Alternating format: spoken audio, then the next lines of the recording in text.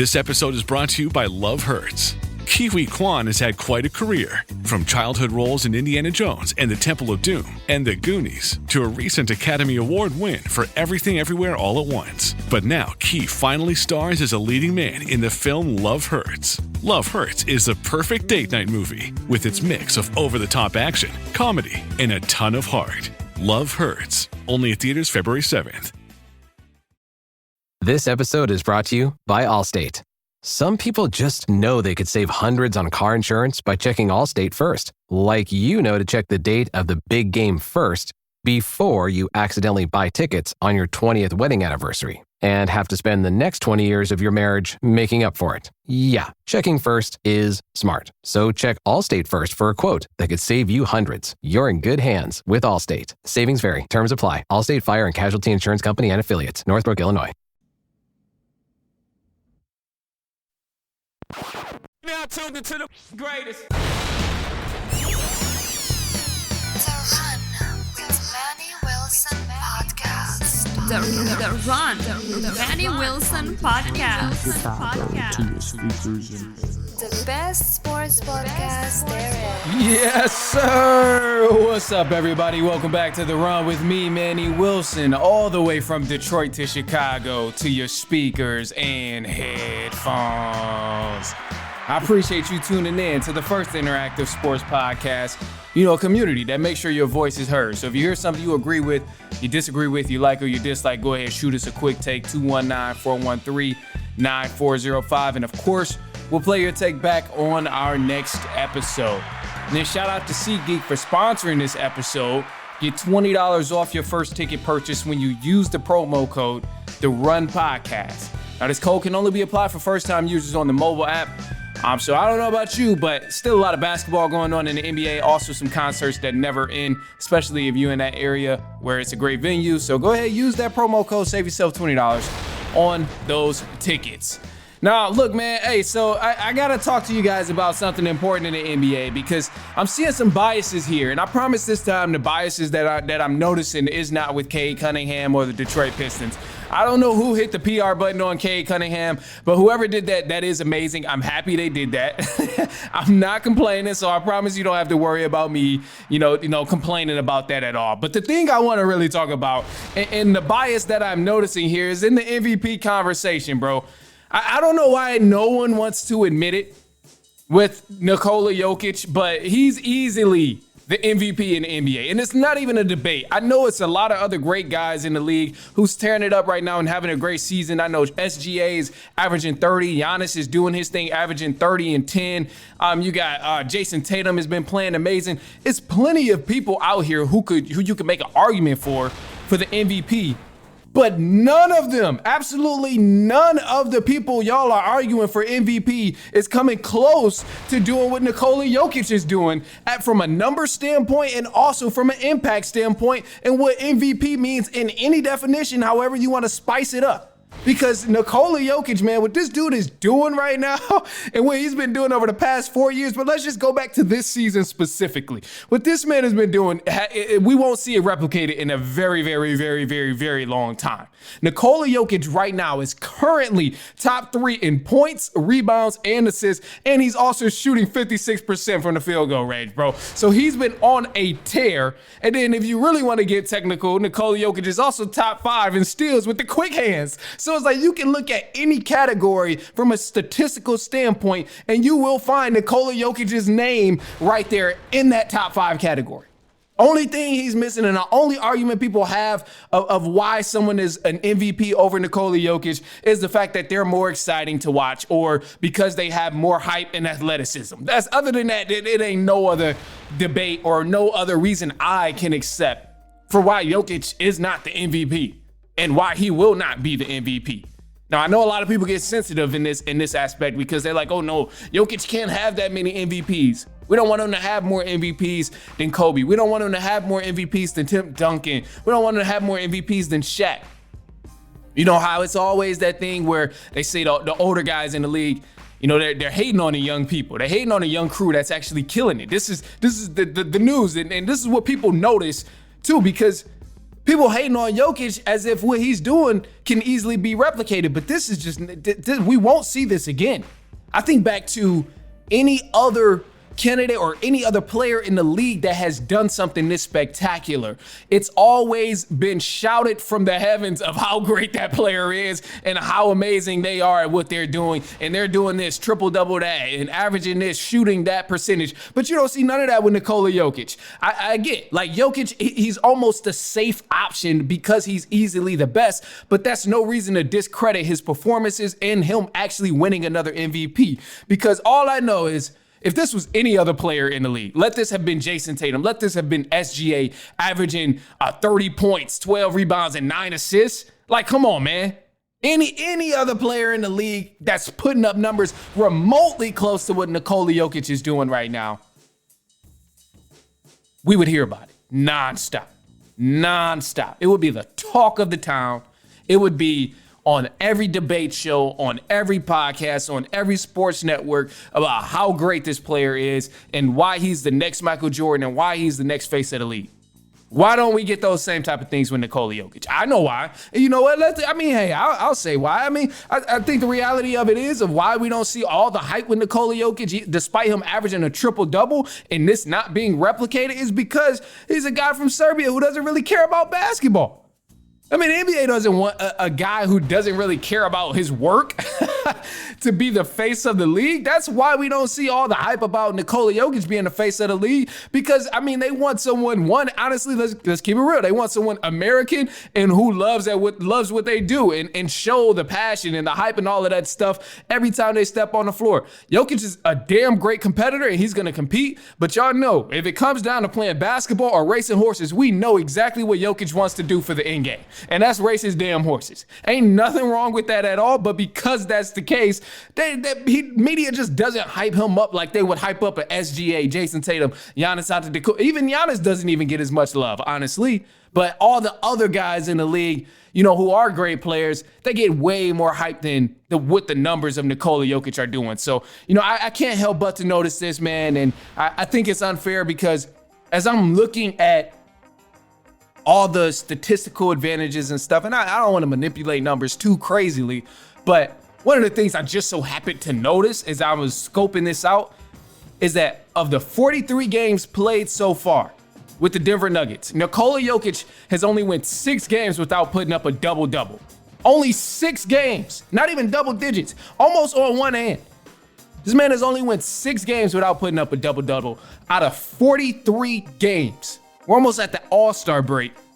This dude's averaging 30, 13 rebounds, and 9 assists.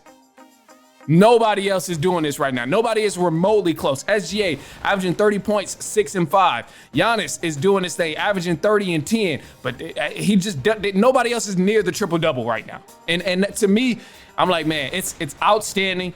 Let's not even bring up the MVP conversation if you don't have Nikola Jokic as the front runner, because it doesn't get any more evident that Nikola Jokic is the MVP. And I'm going to just leave it at that. You're going to hear me repeat this a couple times because as the season continues to go on and on, you know, obviously talks is going to heat up more and more. So, look, I'm going to keep it at that for now. But anyway, look, man, we got a side note here, and I want to go ahead and jump into this too because, you know, on this side note, it was a couple things. Like, as I mentioned, All-Star Weekend is coming up in just a sec. I think it's got about 3 weeks, 4 weeks maybe. But February 14th is when it begins for All-Star Weekend. You know, you got the Celebrity All-Star Game, the dunk contest, the three-point competition, the skills challenge, all of these cool little fun type of games for the All-Star Weekend in the NBA. I believe the draft is actually happening to decide which teams is going to play where. This upcoming weekend, maybe? Don't quote me on that. But, you know, just be on the lookout for the draft. Anyway, my side note with this is, like, you know, because I've been thinking about this, and the All-Star weekends in the past 5 years have been absolutely trash. It's no secret. The game is not competitive. The dunk contest is trash. The only highlight has been the three-point competition. And I love the fact that they brought in some WNBA players to even compete in the three-point competition as well. I think that's an aspect they definitely need to continue on with and explore that option to make the games more interesting on All-Star Weekend. However, the NBA seriously has to do something with rearranging format and getting more stars to participate, because I'm looking at what the dunk contest has for us, man. And this dunk contest lineup is absolutely garbage. Look, these are great players. I mean, obviously they're NBA players. They made it to the league. They wouldn't have gotten there without their hard work. But let's be real, bro. I don't want to see rookies in the dunk contest of the NBA. Like, okay, let's see. Spurs rookie, Stephon Castle. Bulls rookie, Matis Buzelis. I think that's how you say it. Buzelis. I don't want to butcher nobody's name, but I don't know these guys. I don't know.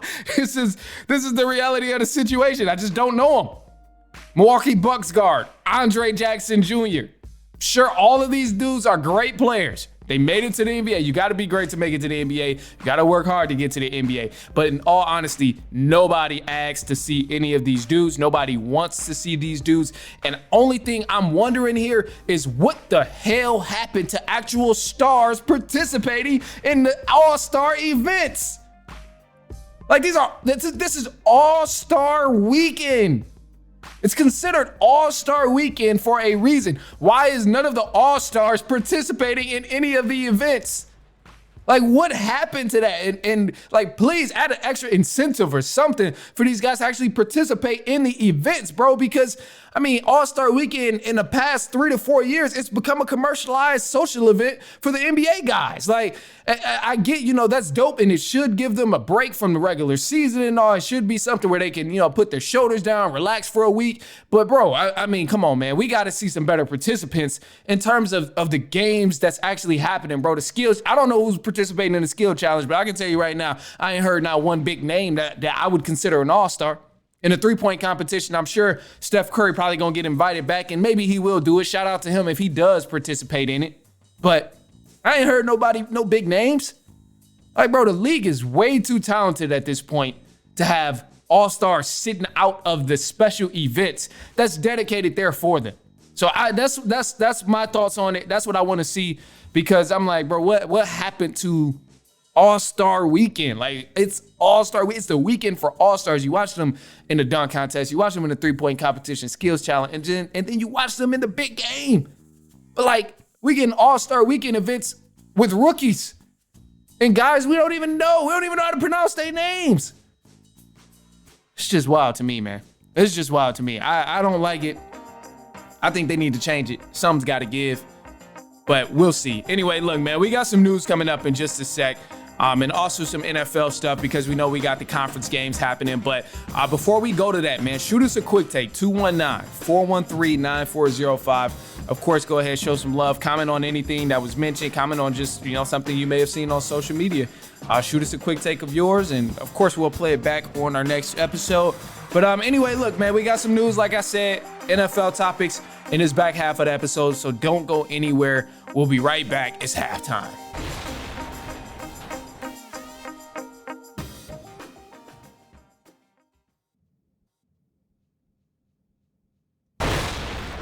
All right, man, so we got some news for the run here. Let's start off with actually college football. So to give you a quick little recap of the championship game, Ohio State, they put BTA to Notre Dame. They took care of business, and Ohio State is your 2025 college football champions, man. They won a national championship again. The last one, 2015? Something like that. But yeah, man, shout out to Ohio State. They took care of business. I didn't think the game was all that great. Just from a play standpoint and also a coaching standpoint, Notre Dame could have did a couple of things better on their behalf. But, I mean, hey, the better team won. And shout out to the path that Ohio State had in terms of getting to the championship and actually winning. I mean, had to play Tennessee, beat them. Oregon, beat them. Texas, beat them. Like, come on, man. They literally showed they earned it. They beat the top dogs of almost every conference, and yeah, man, they earned it for sure. They definitely earned that. So shout out to Ohio State for winning that national championship. Anyway, look, so in the NFL, there's a lot of different news going on because people were fired, people were hired, all kind of different things. Starting off, the former offensive coordinator for the Detroit Lions, Ben Johnson, has joined the Chicago Bears as a head coach. Now, this is a new look for the Chicago Bears. A lot of Chicagoans are loving it because they've seen the creativity that was there with Ben Johnson as he was coaching that Lions offense, and they're hoping because the Bears have a a solid offense that they can make something happen just as much as the Lions did. Got Caleb Williams, Rome Odunze, the other receiver, DJ Moore, DeAndre Swift. Like, they got a lot of talent over there in Chicago with the Bears. So a lot of Bears fans feeling optimistic coming into this next season. But don't trip, because, last year, Bears did the same thing. They had the hype of the offseason, the highlight of the offseason, bringing over Keenan Allen, DeAndre Swift, drafting Rome Odunze and Caleb Williams, but yet they still didn't do anything. So we've seen this hype before. But it's just on the Bears, man. I don't know why. Somehow they always tend to just mess something up. Even though it's a great situation, perfect situation, it's just what they do. Anyway, so the New York Jets, they've hired Aaron Glenn as their new head coach. And Aaron Glenn, he's best known for calling the defense for the Detroit Lions over the past few years. Now, reports later came out that a big reason Glenn chose the Jets over the Saints, he had offers from the Saints as well, was because the Jets were willing to let Glenn be involved in the process of hiring a new GM. So, hey, that is a huge deal breaker. And shout out to Aaron Glenn and the New York Jets. Hopefully they can turn something around over there. There's plenty of talent over there in New York, on that side of New York. So, hey, they should be able to make something happen. And as far as the Lions, man, they losing all the coordinators, losing the position coaches, because Ben Johnson and Aaron Glenn want their guys there. So, hey, it's going to be tough. It's going to be tough. Anyway, so the Jacksonville Jaguars, they fired their GM, Trent Baalke, and he's out of there. And now because the Jaguars fired him, they're getting a lot more interest of bringing in new coaches who are actually solid coaches and have some interest in coaching the team. But right now, it's rumored that the Jaguars are going to hire Robert Saleh as their new head coach, the former coach of the New York Jets. And nothing has been confirmed, but the latest of the reports has been said that the understanding around the league is that the Jacksonville Jaguars have Saleh as a favorite to become the new head coach. So shout out to Saleh if he does end up going to the Jacksonville Jaguars. I think that would be dope for them. And I think he didn't really get a fair deal with the New York Jets, but it was a lot of dysfunction going on there. And, it kind of starts from the top of GM. If the GM isn't, really putting things in order, then it's going to be hard for the coach to get things in order, and as far as the players as well. So Tampa Bay Buccaneers, they brought back their offensive coordinator, Liam Cohen. He had a lot of interest around the league. The Jaguars was actually one of the teams he had interest in, but he removed himself from interviews just because this was prior to them firing their GM, Trent Baalke. But however, amongst all of that drama that was going on between the Jaguars trying to fire their GM and Liam Cohen removing himself as a candidate for the head coach, the Tampa Bay Buccaneers ended up bringing him back on a higher salary. But it was reported from Jordan Schultz that head coach Todd Bowles of the Tampa Bay Buccaneers really advocated to ownership about bringing back Cohen as the offensive coordinator. And this is lovely for the Tampa Bay Buccaneers because Cohen has been having that team rolling. I've never seen Baker Mayfield play so great. And they even to be down as many guys as they were on the offensive end, they still made it work. So shout out to them. Definitely a great move for the Tampa Bay Buccaneers. Now, there is some trade rumors also in the NBA that was going on. Jimmy Butler, I know he's a fan favorite for a lot of people, but it's clear that he wants out of the Miami Heat. Now, the trade deadline is coming up. I think the trade deadline, again, don't quote me, maybe February. It may even be before, I think. I think it's coming up in like the next week. It's a couple weeks after the All-Star break. So like February 20th, I believe it is. But anyway, Jimmy Butler, it's clear he wants out. He's made it evident in interviews. He's made it evident in different statements he's released. He's doing any and everything he can do to avoid playing basketball with the Miami Heat. He allegedly missed the team plane to a flight for a game on purpose, or a team flight on purpose. And he's getting fined for that, but allegedly he did it on purpose. But we don't know. We probably won't ever know the true intent, but expect Jimmy Butler to be somewhere else at the end of February. Now, Pistons have been rumored to try and reach out for Jimmy Butler. Not sure. I know Milwaukee Bucks is also in deals of trying to get Jimmy Butler. The Phoenix Suns are also in talks of possibly getting Bradley Beal gone in a 3-team deal to bring in Jimmy Butler.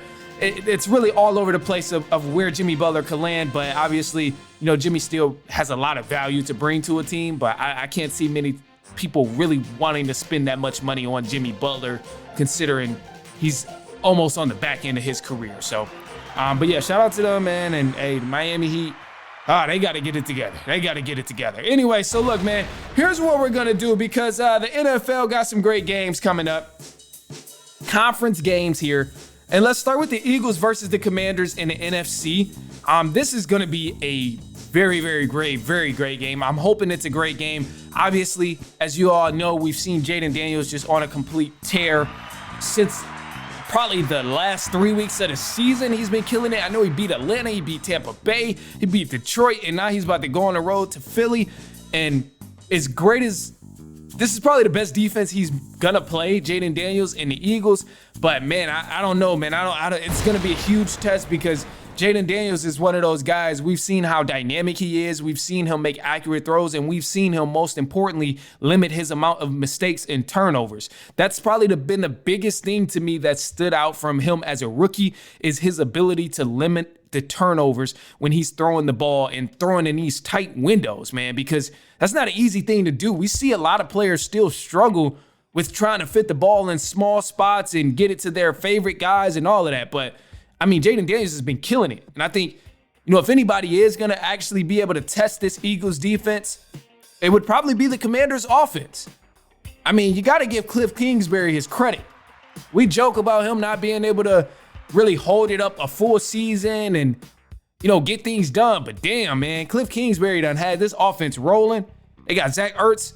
I mean, you would think Zach Ertz was in his prime playing with Jayden Daniels right now. Damn it. So Eagles, yeah, that's an elite defense. They're number one defense, great run defense, great pass defense, all of that stuff. But at the end of the day, man, you got to play the game. And when guys are cooking up different schemes, you just never really know what can happen. And as far as the Eagles side, one of the things I would try and really zone in on, if anything, is if you can,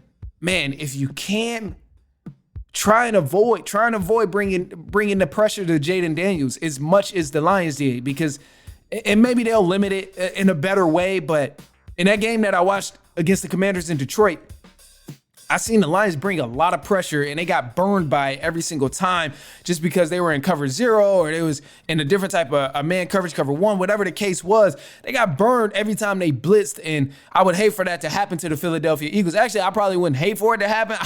I would be okay watching the Eagles lose, but anything can happen, man. These teams split a game in the regular season, and I think aside from all the bad talk of, the Eagles won't be able to hold the offense and the Eagles don't have enough offense, I think either way it goes, it's just in these division games, you never know what can happen. Most people might anticipate a high-scoring game, but with it being a division game and these teams seeing each other so much, you really don't know how it may turn out. It could be a blowout. It could be a close match. It could be a chess match for all we know. It could be a field goal kickoff, but we just don't know because when teams see each other so often, you're aware of the little things. You're just aware. It's tough. It's tough to beat opponents that you see all the time. No matter if they got new schemes, anything. You're just so used to playing them. But as far as the Eagles, they got to hone in on that run game. And I believe they will. I think the Eagles will stick to the run game and really try and pound the rock because we've seen them really dominate the Rams in that aspect of pounding the rock, and it helped them get to a victory. Saquon Barkley had his 2 huge touchdowns toward the end of the game, one that sealed it, one that really boosted the momentum and helped them get ahead. And as long as they continue to keep that same mentality of run first, I think the Eagles will be straight playing the Commanders and they will probably end this game on top. But the thing is, you definitely can't let all the media noise get to you because the media is going to clown. They're going to just act a fool about how Jalen Hurts isn't throwing for this, what Jalen Hurts isn't doing. But the thing that most people forget when they talk about what Jalen Hurts isn't doing and why Jalen Hurts can't throw for this and he's missing these throws, they're not passing the ball. All they're doing is handing it to Saquon Barkley. The main thing that people miss is above all, Jalen Hurts is winning games. And I think at the end of the day, correct me if I'm wrong, that's the most important thing when you're the quarterback of any team is winning ball games, right? Exactly. That's better than having a high completion percentage. That's better than having 300 yards if you lose. None of that stuff matters if you're losing games. And Jalen Hurts has not been doing that. He's been winning ball games. So you got to give that man his credit. And I think, the Eagles will end up winning this game too against the Commanders. I'm riding with the Philadelphia Eagles to beat the Commanders for sure. Anyway, so the other game here, I think it'll be a great matchup, and this is going to be must-watch TV as well. Chiefs versus the Bills. Woo-wee. man, I think I let y'all know on statistics a little bit ago. Chiefs are 3-0 in the playoffs against the Buffalo Bills. Each time the Bills somehow seem to beat the Chiefs in the regular season, Patrick Mahomes goes on to win a Super Bowl.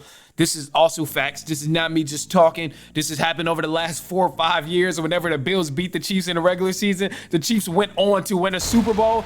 And people are wondering, like, if this is going to be the time. If this is the game where Josh Allen and the Bills can actually beat Patrick Mahomes. We've seen so many different matchups between the two where it came down to the wire, and I'm almost positive that this game here is going to come down to the wire.